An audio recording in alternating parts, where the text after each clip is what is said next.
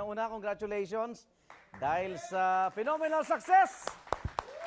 Eid Bulaga at patuloy ang pagbibigay nyo ng saya sa ating mga kababayan, mga nabe-break yung records sa social media. Oo, sobra grabe. Ratings! Twitter! Twitter, oh. Facebook, lahat na ng social media na. Grabe. Ayaw mo na. Ha? Ayaw mo na. Hindi ako tuwang-tuwa ako dahil sa Aldab Nation. Yan. Silang mga walang sawang sumusuporta sa Eid Bulaga, sa Aldab, sa Kaliserye. Oh. Silang mga nagpupuyat para mag-tweet. Lalo yung mga sa ibang bansa din.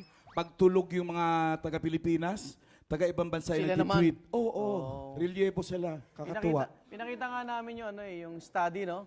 Na pulang-pula sa Pilipinas. Pag nag-midnight, lumilipat yung mga pula sa Middle East, Mismo. sa United States. Kaya, salamat po. Maraming salamat po. Thank you, thank you. Teka muna, kaya ako nabanggit ng promotor. Napanood ko eh. Napanood ko yung unang-una na First episode. nawala si Maine Mendoza. Kasi suplado Yaya siya Dab, si Yaya Yaya Dab. Dab.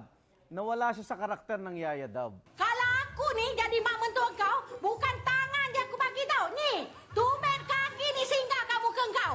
Das Ay. Ala, Yaya, nako-conscious ka kay Alden. Ala, Yaya, nagpapakute ka. Yaya, nagpapabebe ka. Uy, ala. Ikaw, talagang napansin mo ba? Napansin mo? Oo eh. Kasi ako, alam ko, dub smash talaga siya. Tapos ang papel niya nang pumasok, mataray na Yaya. Oo, kaaway nila, So, nila Jose, oo. mas mataray pa siya dapat kay Lola ni Dora. Oo. Tapos na makita niya si Alden na nanonood, napangiti, Oo. nawala sa karakter. Oh. Sabi ko, hala, si Yaya, nagpapakyut. Yun. Hindi nyo inasahan lahat yun. Hindi ko inasahan din na magtuloy-tuloy. Oo. Nagpapakyut siya talaga, nakita ko eh. Nagtatakip pa ng abaniko eh. Hindi maitatanggi. Oo. Alam niyo naman na may loyal kayo, no, following sa Eid Oo, Bulaga. 36 years ba naman, kahit pa paano. Pero yung tipong parang halos araw-araw ngayon, nadadagdagan pa ng nadadagdagan. Totoo yan, lalo na yung mga hindi nanonood sa amin, parang ngayon, siguro, naiintriga sila, ano ba ito, trending na to araw-araw, ba't milyon-milyon araw-araw, makakakuha ng 25 million, sumisilip. Nung sumilip, nahook na.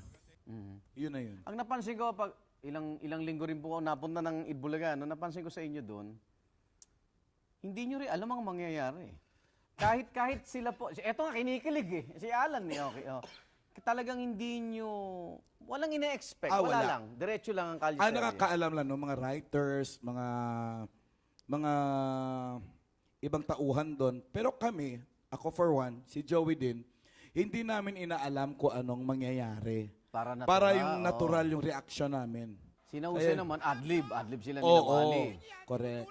Pero sinasabi rin sila, ganitong ganap, ganyan.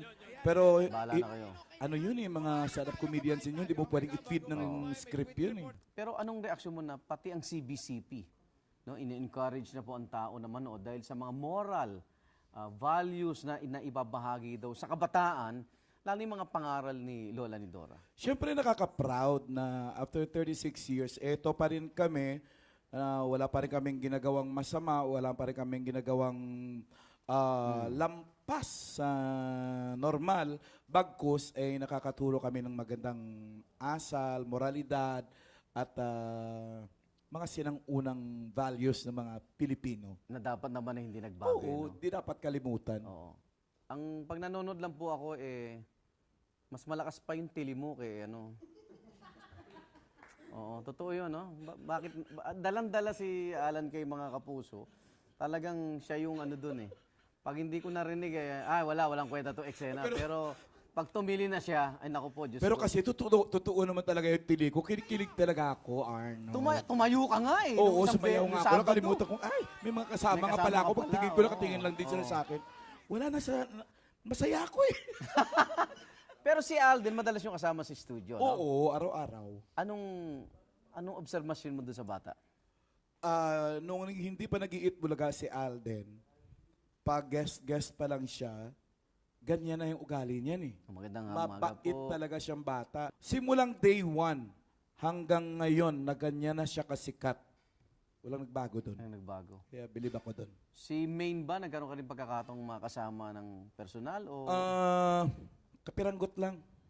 rem- Kasi bawal sila talaga magkita ni Alden. Alam mo nung anniversary namin? Oo. Ito ngayon ko lang share. Hindi nila alam to siguro. Ng Aldab Nation. Anniversary ng Itbulaga, 36 years. Nakaugali, ano yan? sama-sama kayo? On di ba? that day, yeah, sa hapon, after Itbulaga, 4 o'clock, may mass. Tapos may konting salo-salo. Alam mong koryo na ginawa. Oo. Sa mass, si Yaya Dab ang nag-attend. Pagkatapos ng mass, uwi ka na. Umuwi. Tapos sa party, si Alden. So, hindi talaga nagkita. Oh, yun ang dapat malaman. Akala Oo, kasi... bawal talaga sila magkita pa. Para genuine talaga, hindi niloloko yung tao sa mga reaction nilang dalawa. Kaya pag nakikita mo sa TV kung anong reaction nila, totoo yun. Yun. Mm-mm. Anong gusto mong maging ending nitong dalawang to? Eh di yung sila, no? Wow! Ako talaga, Pilipinas! gusto ko talaga sila na. Minsan nga, yung nahulog yung plywood, Oo. tinanong ko si Alden, ano feeling mo? Anong naramdaman mo? Hawak ko, iba eh. Umiyak siya eh. Nauna akong naihi sa kanya eh. Sa kilig. Grabe. Ay, nako. Ako nga kinikilig eh. At ikaw ba saan mo gusto? Labas o loob ng studio? Pareho lang. Mm. Dati nag-ano rin ako, nagpipinshit din ako dun sa may one for all pag wala isa sa kanila eh. Minsan ba naisip mo na, hindi natin, wag naman sana na medyo may nangyari kay Lola ni Dora, ikaw muna ang pumalit. Mas mata. Pwede naman siguro. Sa studio lang ako. Sige nga. Paano nga, Alangke? Sige nga, o paano? Anong Lola, ni Doro na? Lola ni Dora, Oh. bawal. O yun. Makakamit nyo lang ang gusto nyo sa tamang panahon. Pwede na. Pwede na magpahinga muna. Hindi, pwede na ako sa studio, masaya din. Okay.